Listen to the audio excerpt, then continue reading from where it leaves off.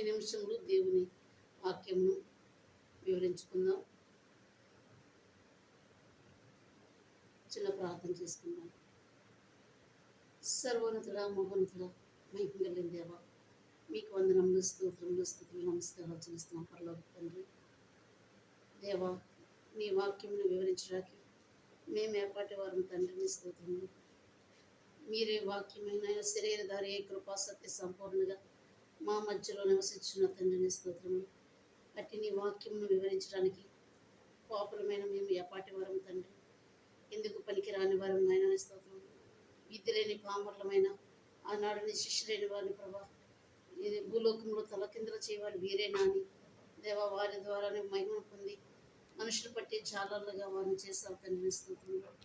ఈ దినము నాయన ఇది రాను, ఎందుకు పనికిరాను విద్య లేని పామనేనండి కూడా దేవాన్ని సిలువ చాటును మరుగుపరిచి పరిశుద్ధాత్మ తండ్రి మాట్లాడేవారు మీరు కాదు, మీ అందు మీరు నేనే ఉండి మాట్లాడతానని శ్రవించిన పరిశుద్ధాత్మ తండ్రి నన్ను మరుగుపరిచి కొన్ని నిమిషములు నీ వాక్యంను వెనుగోరుచుండగా మీరే మాలో మీరే ఉండి మహిమను పొందమని దేవా, నీవే తండ్రి నాయన నీ మాటలు నాయన లోయలోని ఎముకలను జీవములు ఇచ్చిన తండ్రి ప్రభా, నీ రూపము గల వధువు సంఘము నా సిద్ధపట్టకు మాట్లాడుచున్న నీవు మాతోనూ మాట్లాడమని ఎండు కుమారుడమని యేసుక్రీస్తు నామమున వేడుకొంచున్నాము మా పరమ తండ్రి, ఆమేన్. దేవుని వాక్యం చదువుకుందాం. పరమగీత గ్రంథము 5వ అధ్యాయం 30వ వచనం చదువుకుంటే, నా ప్రియుడు ధవళవర్ణుడు, రత్నవర్ణుడు, 10,000 మంది పురుషుల్లో అతన్ని గుర్తింపవచ్చును. పరమగీత గ్రంథము, పరమగీతం అనగా పరలోకపు పాటగా ఇక్కడ సొలొమోన్ మహారాజు గారు మరి ఆయన రాసిన పుస్తకంలో మొదటి పుస్తకం సామెతల గ్రంథము, 2వది ప్రసంగి, 3వది పరమగీతము. సొలొమోన్ మహారాజు దేవుని జ్ఞాన వివేకము కలిగిన వాడు. దేవుడు ఇవ్వగా మరి ఆయన పరిశుద్ధ జ్ఞానంతో సొలొమోన్ మహారాజు మరి ఈ యొక్క పరమగీతం అనగా పరలోక పాటగా దేవుడు మరి వధువు వరుడు ఏ విధముగా మరి ఉంటారో ఆ విధముగా ఈ పరలోక పాటగా పరమగీత గ్రంథమును సొలొమోన్ మహారాజు గారికి ఇచ్చిన జ్ఞానాన్ని బట్టి పరిశుద్ధాత్మ ప్రేరేపణ బట్టి ఈ గ్రంథమును రాసినట్లుగా చూస్తూ ఉన్నాం. మరి ఇక్కడ చదవబడింది మాట చూస్తే, నా ప్రియుడు ధవళవర్ణుడు. వధువు సంఘము ప్రియుడి గురించి వివరిస్తూ ఉంది. నా ప్రియుడు ధవళవర్ణుడు, ధవళవర్ణుడు, రత్నవర్ణుడు, 10,000 మంది పురుషుల్లో నేను అతన్ని గుర్తింపగలను అని ప్రియురాలు మాట్లాడుతున్న ప్రియుడి గురించి. ఇది లోక సంబంధం విషయమైంది కాదు, కానీ పరలోకపు సంబంధమైన విషయములుగా మరి ప్రియుడైన ప్రభువుని గురించి వధువు సంఘము ప్రియురాలు మాట్లాడుతున్నది. నా ప్రియుడు ధవళవర్ణుడు. ధవళము అనగా తెలుపునకు సాదృశ్యము. మరి ధవళము అంటే ఎంత మరి వైట్గా ఉంటుందంటే అలాగన ధవళము అనగా మరి పరిశుద్ధత గుర్తుగా కనబడుతూ ఉన్నది. రత్నవర్ణుడు అనగా మరి ప్రియుడు, నా ప్రియుడు రత్నవర్ణుడు అనగా ఎంత పరిశుద్ధుడు కలిగిన దేవుడైన మానవ రక్షణ కొరకు రక్తము చిందించిన రక్తవర్ణుడిగా ఇక్కడ కనబడుతున్నాడు. కలిగిన మనిషిలో లోకములో జన్మించిన ఆయన మనిషి, ఈయనలో రక్తం ఉన్నది కనుక ఈయన రత్నవర్ణుని సంఘము పలుకుచున్నది. ఈయన దైవత్వం గల పరిశుద్ధ దేవుడు, మానవత్వం గల మనిషి కనుక మానవ రక్షణ కొరకు చనిపోయాను కనుక దేవుడు గనుక తిరిగి లేచను కనుక ఈయన ధవళవర్ణుడు. ధవళవర్ణుడని సంఘము పలుకుచున్నది. తన రక్తమును మన కొరకు ధారపోసను కనుక ధవళవర్ణుడిగా మనకు. అలాగున రత్నవర్ణుడు అంటే మన పాపముల నిమిత్తము, మన వ్యాధుల నిమిత్తము, మన శిక్షల నిమిత్తము ఆయన మన కొరకు మరణించి ఆయన రక్తమును ధారపోసింది కనుక ఆయనగా మరి ధవళము అనగా తెలుపు, రత్నవర్ణుడు అనగా మరి ఎరుపు. ఎరుపు అనగా రక్తం ఎలా ఉంటుందంటే ఎర్రగా ఉంటుంది. ఆయన రత్నవర్ణుడిగా మన కోసం ఆయన రక్తం అంతటిని కూడా ధారపోసి మన వధువు సంఘముగా ఆయన సంపాదించినట్లుగా మనం చూస్తున్నాం. ధవళవర్ణుడు, రత్నవర్ణుడు, నా ప్రాణ ప్రియుడు, 10,000 మంది పురుషులలో నా పోల్చదగిన వాడు. ధవళవర్ణుడు రత్నవర్ణుడు నా ప్రాణ ప్రియుడు 10,000 మంది పురుషులలో నా పోల్చదగిన వాడు నా ప్రియుడు నా వాడు నేనతని నాను నా ప్రియుడు వల్ల చిరకాలం జీవితుమా నా ప్రియుని ఒళ్ళో నా చిరకాలం జీవితునా పావురమా నీ ప్రేమ ఎంత మధురము పావురమా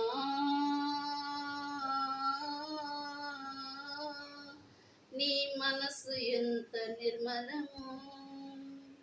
ధవళవర్ణుడిగా మరి వధువు సంఘమును సంపాదించడానికి ఆయన ప్రక్కలో నుండి రక్తధారలు కూడా కారి ఆయన ప్రక్కలో బల్లెపు పోటీ వలన వధువు సంఘము బయటికి వచ్చినట్టుగా చూస్తున్నాం. ఆయన కార్చిన రక్తధారులే ఆయన సంఘాన్ని సంపాదించుకున్నట్లుగా చూస్తున్నాం. అందుకే ఆయన రత్నవరుడిగా ఈ లోకంలోనికి మన కోసం వచ్చాడు. ఆయన దేవుడయ్యుండి మనుష్య జన్మం ఎదుట ఒప్పుకొనిను గనుక ఇది ఒక విధముగా రక్తము ధారపోయేటి ప్రాణం అర్పించిన రక్తము ధారపోయేటి కంటే ఇది గొప్పతనము. ఆయన ప్రాణము కంటే రక్తం అంతా కూడా ధారపోసం కంటే ఆయన గొప్పతనము. మీ ప్రియుడిలో గొప్పతనం ఏమిటి అని ప్రియురాలను అడుగుతున్నప్పుడంట నా ప్రియుడు ఎంత గొప్పవాడు అని ప్రియురాలు వధువు సంఘము ప్రియుడి గురించి వర్ణిస్తూ ఉంది. నా ప్రియుడు ఎంత గొప్పవాడో ఆయన రక్తము మన కోసం ధారపోసాడు. నా కొరకు ఆయన రక్తాన్ని ధారపోసి ఆయన ప్రాణాన్ని నా కొరకు సమర్పించాడు. ఆయన నన్ను రక్షించాడు. తన ప్రక్కలో ఉన్న కారిన రక్తధారులే నన్ను రక్షించారని మరి ప్రియుడి గురించి ప్రియురాలు చెప్తున్న మాటలు మనం వింటున్నాం. రెండవదిగా చూస్తే సాతాను శోధించుటకు ఎక్కడికి రమ్మంటే అక్కడికి ప్రభు వెళ్ళారు. ఎత్తైన పర్వతానికి రమ్మని అక్కడి నుండి దూకమంటే అక్కడికి సాతాను ఎక్కడికి రమ్మన్నా కూడా అక్కడికి వెళ్ళి ఆ సాతాను మాట విన్నారు. సాతానును ఓడించాడు. ఎందుకంటే సాతాను రమ్మన్న చోటుకు వెళ్ళకపోతే సాతాను దగ్గర ఓడిపోయినట్టుగా ప్రభు కనబడతారు. కాబట్టి సాతాను ఎక్కడికి తీసుకువెళ్తే అక్కడికి వెళ్ళి సాతాన్ని ఓడించే మొదటిగా మనుషుడు నరావతారిగా యేసుక్రీస్తు ప్రభు సాతానును ఓడించినట్లుగా మనము చూస్తున్నాం. ఆయన మరి ప్రభు అని వెళ్ళనీళ్ళ ప్రభు ఓడిపోయినట్టు కనుక వెళ్ళి చేయించను. ఇది రక్తము ధారపోయిటాయి. మూడోదిగా చూస్తే ప్రభునకు సృష్టిలోని మానవుల వలన దైవుల వలన శిష్యుల వలన అన్నిటి వలన బాధ కలిగినను వీటన్నిటిని ప్రభు జయించను కనుక ఇది రక్తము ధారపోయి ఈ బాధ ముందుటి రక్తము చిందించుట కనుక ఈయన రత్నవర్ణుడు జయించినందున ధవళవర్ణుడు అన్నిటికంటే అందరికంటే గొప్పవాడై ఉన్నాడు. గుడారంలో ఒకటి 3వ భాగములు ఒకటి ఆయన రక్తము చిందించుటయే. మరి ఆయన సాతాను జయించాడు. ఆయన సాతాను జయించి దయ్యములను జయించాడు, అపవాదులు జయించాడు, శత్రువులను జయించాడు. ఆయన లోకంలో సమస్తము కూడా జయించాడు. కాబట్టి ఆయన రత్నవర్ణుడిగా ధవళవర్ణుడిగా ఇక్కడ ప్రియురాలు వర్ణిస్తూ ఉంది. ఈమాయేను ఈమాయేను అపవాది యత్నాలు ఈమాయేను ఏమాయేను ఏమాయేను అపవాది యత్నాలు ఏమాయేను. మొదటి తల్లిని చూచి మూసావాక్యంబులు వెదజల్లి దైవాజ్ఞ విడచున్నట్లు చేయి. పిదప వచ్చిన వారు పెరిగంగా పాపాలు ఎదిగి ఎన్నెన్నయ్యో విధములై వ్యాపింప బదిలించుటకు దైవ వ్యక్తి అయిన క్రీస్తు పదమైనగా మోక్ష పదమును తప్పించి తుదకు పాపములోకి త్రోయ చూచిన దుష్ట 11 పన్నిన వరుస ప్రయత్నాలు ఏమాయేను ఏమాయేను అపవాది యత్నాలు ఏమాయేను. అన్నిటిని కూడా ప్రభు ఏం చేశారంటే పునరుద్ధానుడిగా ఆయన లేచి మరి సాతాను జయించాడు, సమాధిని జయించాడు, అపవాదిని జయించాడు. మరి ఘాటు జాగ్రత్తను ఆయన దూత మరి సాతాను దూతలన్నింటిని కూడా జయించి సమాధిని జయించి పాతాళమును జయించి మరి సమస్తను కూడా జయించి ఆయన పునరుద్ధానుడిగా లేచాడు. కాబట్టి అందుకే ఆయనే ధవళవర్ణుడు. ఆయనే రత్నవర్ణుడు, నా ప్రియుడు ఇంత గొప్పవాడు అని ప్రియురాలైన వధువు ప్రియుడి గురించి సాక్ష్యం ఇస్తూ ఉన్నట్టుగా మనము చూస్తూ ఉన్నాం. ఒకటి, ఆయన 3 భాగములుగా కనబడుతుంది. ఒకటి ఆవరణము, 2 పరిశుద్ధ స్థలము, 3 అతి పరిశుద్ధ స్థలము. ఆవరణము అనగా మరి గంగాళం ఉన్న చోట, అక్కడ ఆవరణం అనగా సంఘమంతా కూడా అక్కడ కాళ్ళు కడుక్కొని ఆవరణములో ఉంటారు. పరిశుద్ధ స్థలము అనగా యాజకులైన వారు మాత్రమే అక్కడ ఉంటారు. అతి పరిశుద్ధ స్థలము అనగా ప్రధాన యాజకులు మాత్రమే సంవత్సరంలో ఒకసారి వెళ్ళి మరి దేవుని యొక్క మరి రక్తమును మరి ఆయన రక్తం తీసుకొని వెళ్ళి స్వయముగా ప్రభు ఆయన ఆయన రక్తంని తీసుకొని వెళ్ళి ప్రధాన యాజకుడిగా ఆయన రక్తాన్ని ఇక్కడ అర్పించారు. మరి ప్రధాన యాజకుడిగా యూదుల కాలంలో సంవత్సరానికి ఒకసారి సిద్ధపడి అతి పరిశుద్ధ స్థలంలోకి వెళ్ళి మరి బలులు అర్పించేవారు. కానీ ఇప్పుడు బలులన్నీ కూడా ఎత్తివేయబడి ప్రధాన యాజకుడైన యేసుక్రీస్తు ప్రభువే మన పక్షంగా ఆయన బలి అర్పించి ఆయన స్వరక్తం తీసుకొని వెళ్ళి ఆ యొక్క ప్రధాన యాజకుడిగా ఆయన ఆ రక్తం ద్వారా అర్పణను అర్పించి ఇక బలులన్నీ కూడా ఎత్తివేసినట్లుగా చూస్తున్నాం. ఆయనే ధవళవర్ణుడిగా రత్నవర్ణుడని ప్రియురాలు సాక్ష్యం ఇస్తున్నట్టుగా మనం చూస్తున్నాం. మరి ఆవరణము బలి చేసే రక్తము చిందించిన స్థలము అని మోషే కాలము పాత నిబంధనలో కనబడుతూ ఉన్నది. మరి పరిశుద్ధ స్థలము ఆరాధనా సంఘంగా కనబడుతూ ఉంది.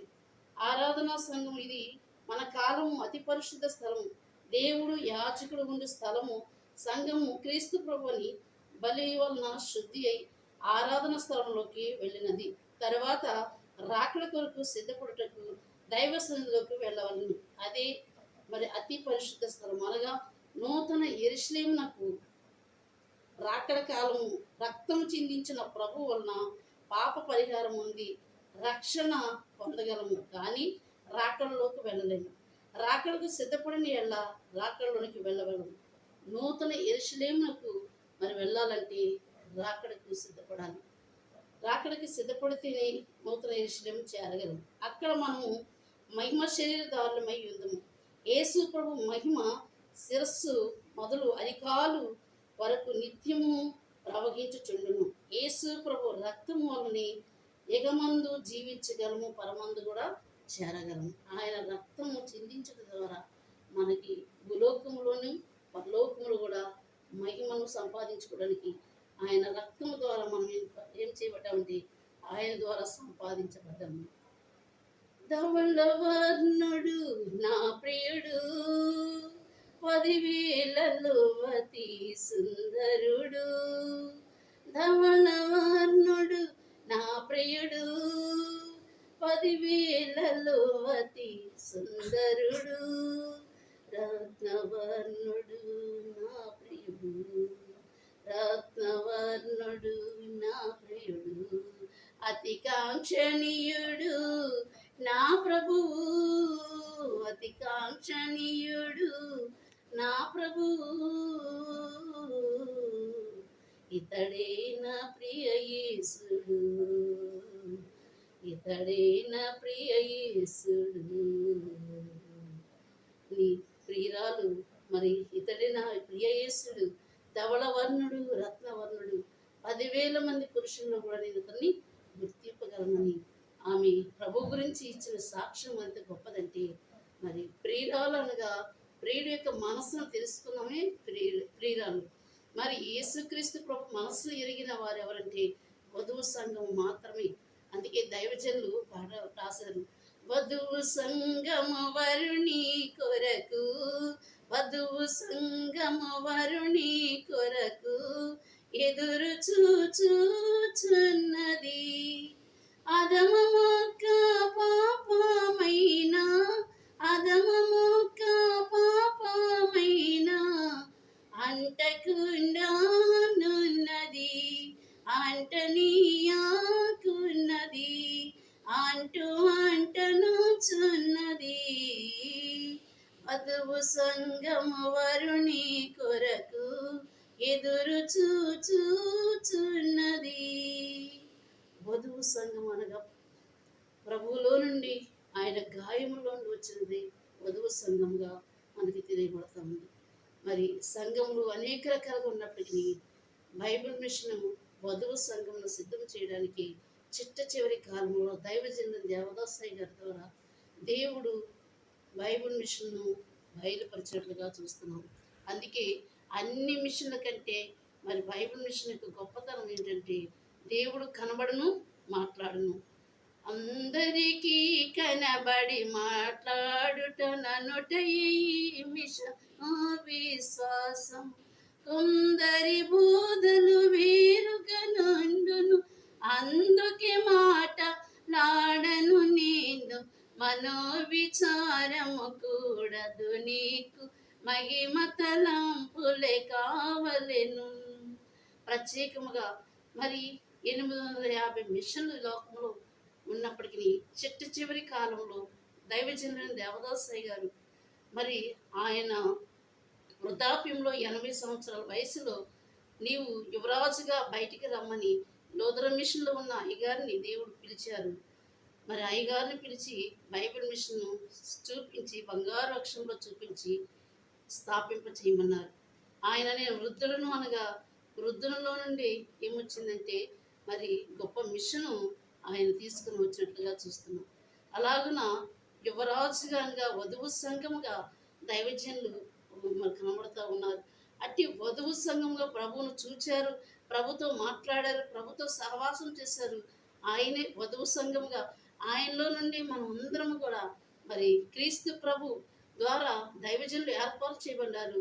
అట్టి తండ్రిలో నుండి మనం అందరం కూడా ఆయన మనం వధువు సంఘంగా తయారు చేయబడుతూ ఉన్నాం. ఆయన రాసిన వ్రాతలన్నీ కూడా మనము చదివి ఆ వ్రాతల్ని అనుసరించి అవలంబించినప్పుడే వధువు సంఘంగా మనము తయారవుతాం. కాబట్టి దైవజనుల ద్వారా ప్రభు అనేకమైన వ్రాతలు వ్రాయించారు. ఆ వ్రాతల ద్వారానే మనము వధువు సంఘంగా సిద్ధపడాలి. అందుకని క్రొత్త విషయం లేనిదే క్రొత్త మిషన్ ఎందుకు రావాలను? క్రొత్తవి రాగా అన్ని మిషన్లు గొప్పగా పెరిగి మేఘం పెక్కును.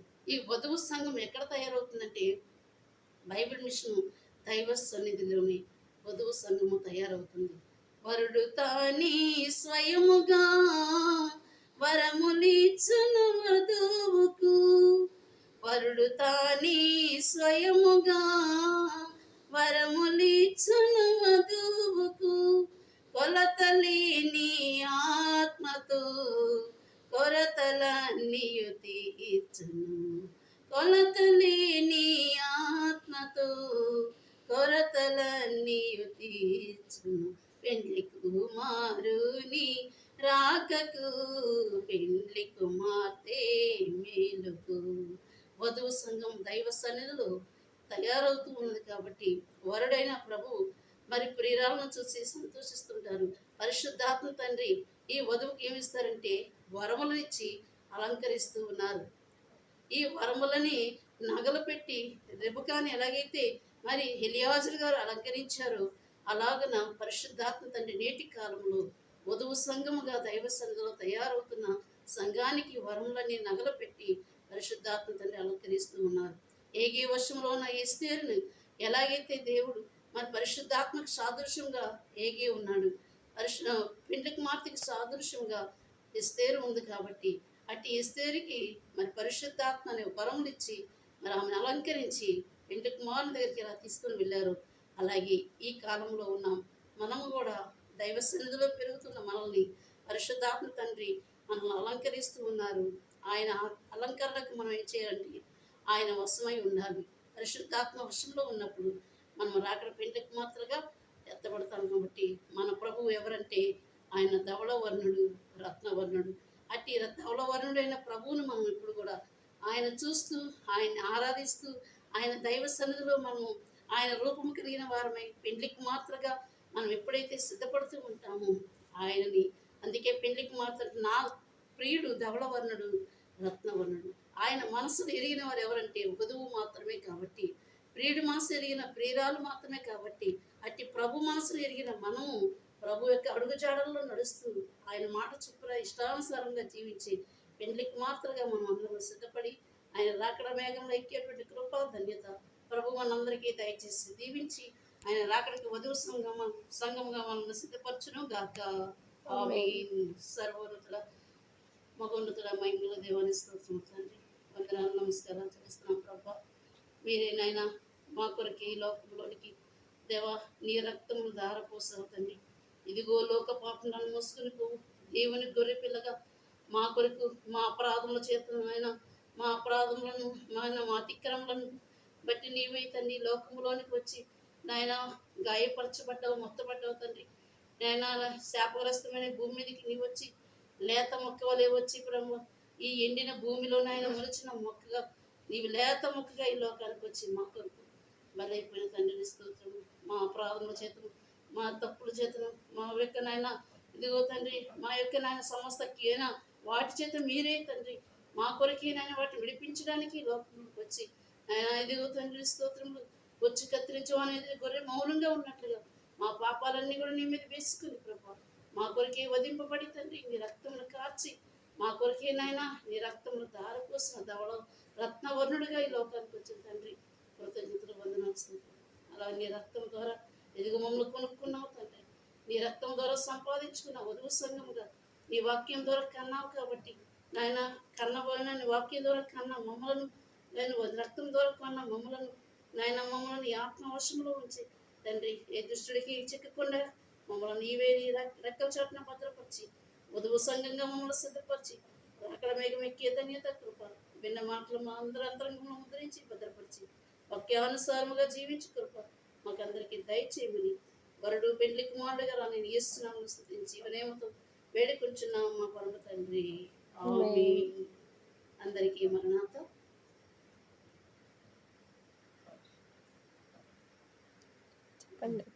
Like, share, comment.